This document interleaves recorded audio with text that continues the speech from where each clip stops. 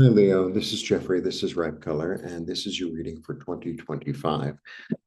Um, so the energy is, and the message is adjustment. And I got a little mini message for you because I'm doing everyone today. Make it work.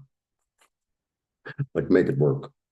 Like sometimes you're in the house, you want to fix something, you don't have the right tool, and it's like, oh, I got to go to the hardware store. I don't know if they have it, but it's like, let me look around and, see what I can utilize. It's like that. So this is the yearly reading. So I throw 12 cards, one for each month. And if you obtain a personal reading, it would be more in depth. So I would throw extra cards, just so you know. Anyway, I'm having a sale on the 12-month reading until 7th, which today is the 5th election day. And I figured I would do it on election day because some people are going to be like obsessed. And it's like, maybe you need a little break.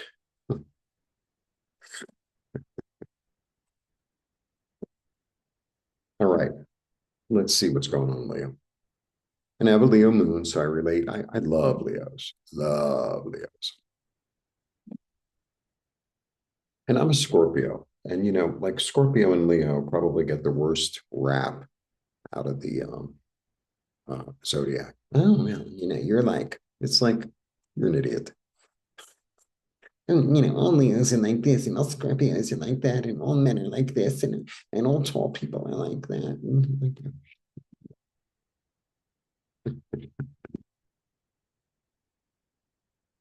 Not afraid to express my opinion, whether you ask for it or not. You know, what can I tell you?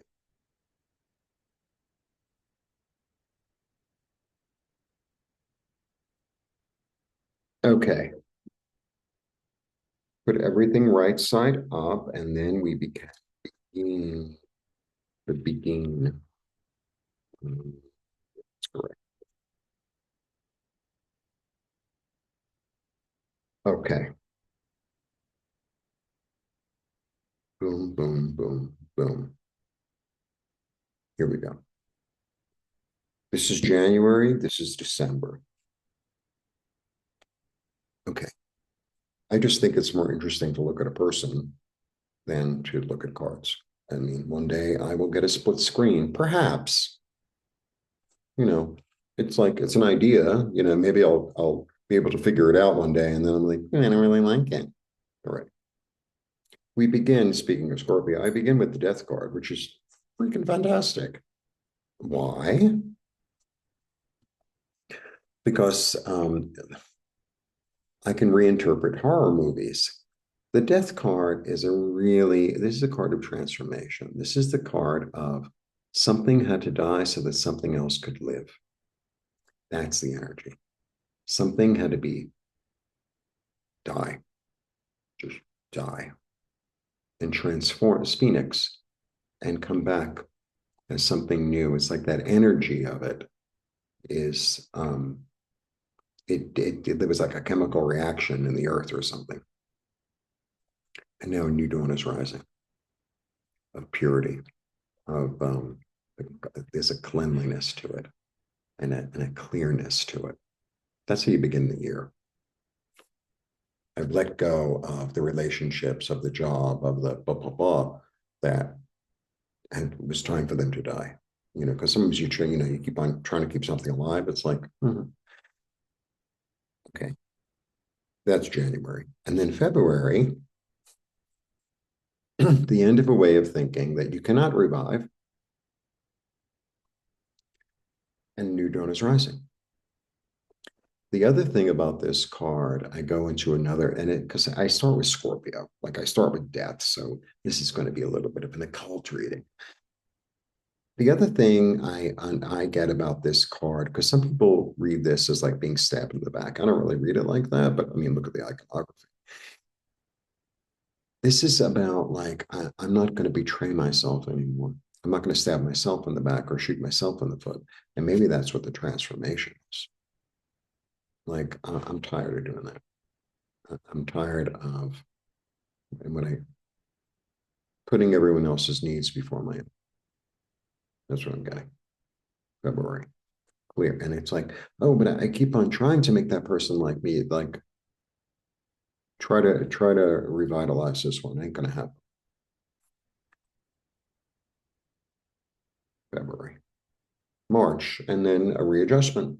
A readjustment. It's like, well, this is what it's like to have, this is my new balance. This is what it's like to take care of myself first and then worry about everybody else.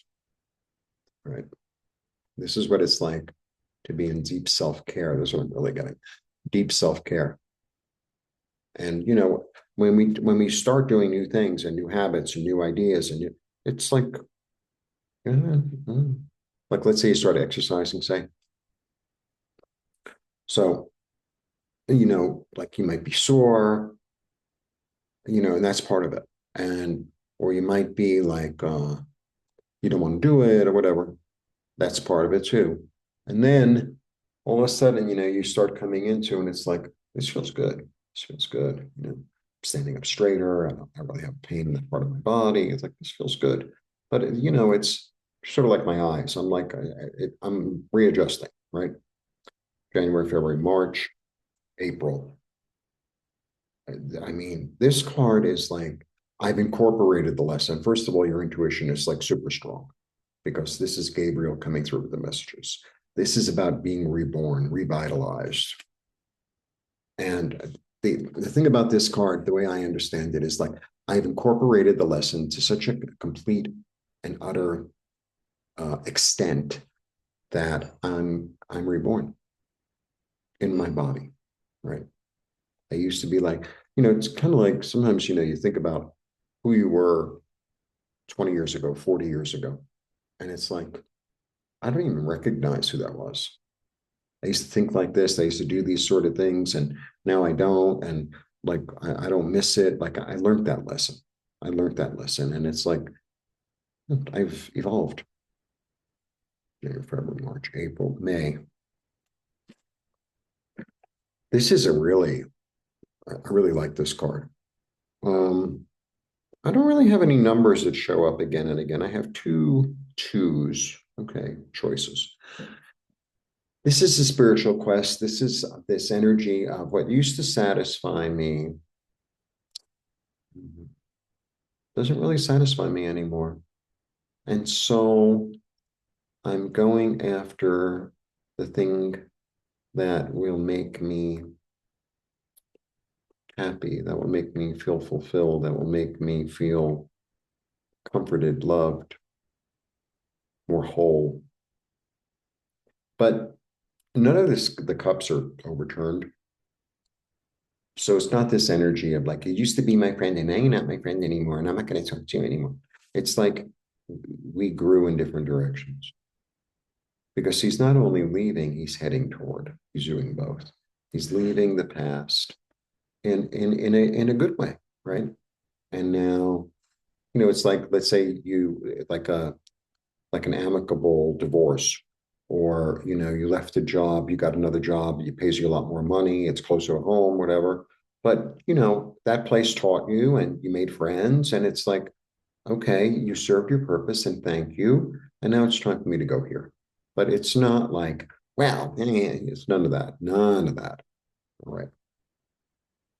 And then this card has been coming up a lot, and it came up, I guess, was before you, Cancer, in the same position, which is interesting, which is, I guess, January, February, March, April, May, June. Yeah, June. This came up for the collective too in June. This is the false path. You know what I'm getting? Okay, I'll tell you. I always say it like that. And then, like, I'm not going to answer the question. Sometimes when we go through a transformation or like a different way of thinking, a different way of being, it's almost like the universe comes in and like tempts us and teases us to go back to, right?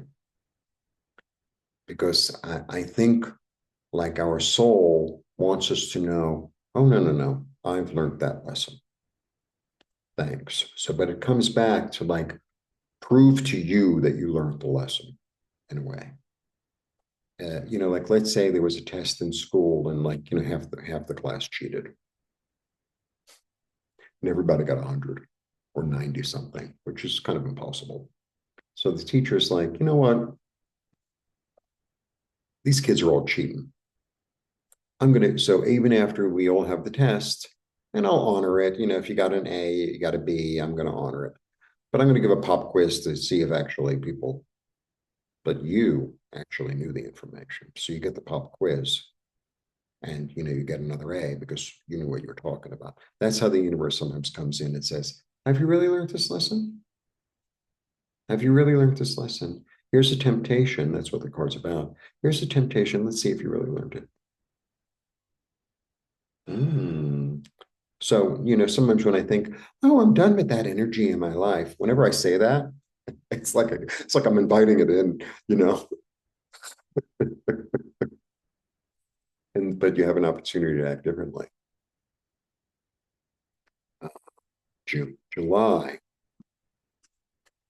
trust your heart, trust your intuition, trust the loving, comforting, nurturing part of yourself. Sometimes, I never really see cards. I don't never, but very rarely do I see cards as other people in our lives. I always read for the individual as an individual. This is because for me, these are all archetypes of, they all exist within all of us, whether it's male, female, old, young, whatever. And she's the mother. She's the comforting, loving mother who's an empath, who's deeply intuitive. That's what she is. So, yeah.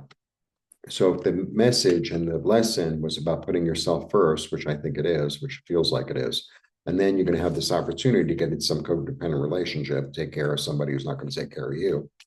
We've all been there. It's like, I don't think that's a loving thing to do for myself. July. August. What used to work for me was limited. It was fertile, but it was limited. And now I choose to have a sense of expansion, world in my hand, where this is much more versatile. This is much more flexible. This has so many more opportunities. And that's where I'm heading. And it's based in love, self-love. Got a whole download for you. Make it work, make it work. That was August. September. Yeah. So now I decided to like grab hold of this new thing. And now I grab hold of the new thing. And I wave my baton and I have my fertile, passionate, creative idea that I'm ready to begin with in September, which is perfect. And then October comes and it's like, and I'm running with it. I got an idea and I'm running with it. And sometimes this is like considered theft of ideas, but I don't know. Does an idea really belong to one person? An idea is floating around in the ether, right? And if you have an idea that somebody else had, but you do your own spin on it, it's your idea now. It's your idea. Well, that was my idea. That, it's not that often that much newness comes. I mean, it's a different spin on it. Although I was watching something last night on, I don't know, YouTube, and she was kind of a mathematician. It was kind of weird. And she was showing how they discovered this new shape and they realized that this other shape in nature that keeps on showing up again and again, and it's like it fits together perfectly to make like a grid thing. And it's the first one they've discovered in a really long time. And it was like, this is really like, you're a real intellectual, aren't you, Jeffrey? So it was really interesting. But like, okay, so somebody was watching that. Let's say some designer was watching that. It's like, oh, okay. Now that I see that shape and that form, I can make it into a rug. I can make it into clothing. I can make it into sculpture. I can make it into a building. Right?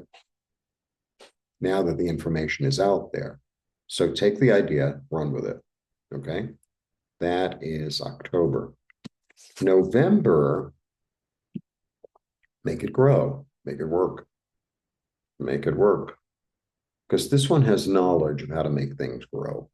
Like that's what his whole energy is. He's a businessman. He knows how to like make things secure. He knows how to make things stable. He's really practical. He's very down to earth, right? And then we have the King of Wands. The King of Wands, I'm going to go into a whole deep thing about him because he actually is Judah. All right. Which is you, right? That's really the Leo energy. So the 12 tribes of Israel, I mean, it's all metaphor, but it's quite the metaphor. Abraham, Yitzchak, Yaakov. Jacob had 12 sons, right?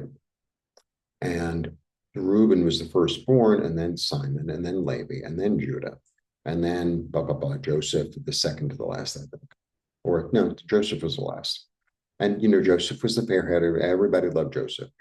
Jacob especially loved Joseph. And they were all jealous, which is normal. And then they were going to kill him. And Judah steps up and says, maybe you can let's sell him. So, at least he has a chance. I think, yeah. So Judah steps up. He steps up. He takes this is King Judah. He steps up and he takes the responsibility when the responsibility wasn't his. It was really Reuben's responsibility, or at least Simon, the second oldest, but not the fourth. He's in the middle. And they all listen to him. So there's a certain leadership in that, right? Because they listened. They listened, I think. Now I'm getting this whole thing. They listened because he came from his heart, right? Because Judah, Leo, the Lion of Judah, is symbolized by the heart. So it was his heart that said that. And then later on and then, like if Joseph would have died and then Jacob would have found out, well, they all would have been messed up. But, who do you think they would have? Judah told us to do it. Judah. It wasn't my idea. It was Judah, right? Because you know how that goes. And then later on in the Bible, when they got back to Israel or on their way or whatever, there are all these other obscure stories about Judah. And God actually speaks to Judah, like personally. And it's like, did you do that? He goes, yeah, I did. Yeah, I did. Yeah, it was me. Yeah, I knew it was wrong. I knew it was wrong as I was doing it, and I did it anyway. Did it anyway. And I'll pay the price. Full responsibility for all. That's the thing. It's full responsibility for the whole duality, for the things that I did right, for the things that I did wrong, for where I was on target and where I was off the mark. So very interesting because I have two kings here, and two twos. Twos are about choices and balance. Kings are about knowledge. Kings are about knowledge. So it's like this choice of how to use your knowledge in a productive, adjustable way. Make it work. There you go, Liam. If you want a private reading, contact me. All the information will be below. And, this is kind of a Leo-y color. Right. Blessings. Bye.